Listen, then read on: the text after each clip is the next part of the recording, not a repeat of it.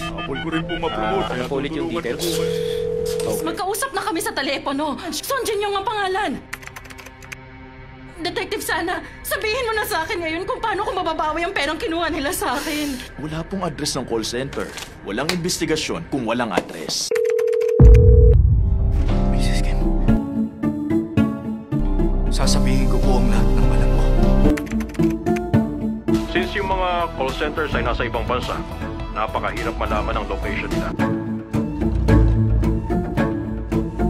Hindi na ako makapaghintay. Ako nang kikilos. Huhulihin mo yung leader ng phishing scam? Ikaw mismo pumunta sa China. May pabuya.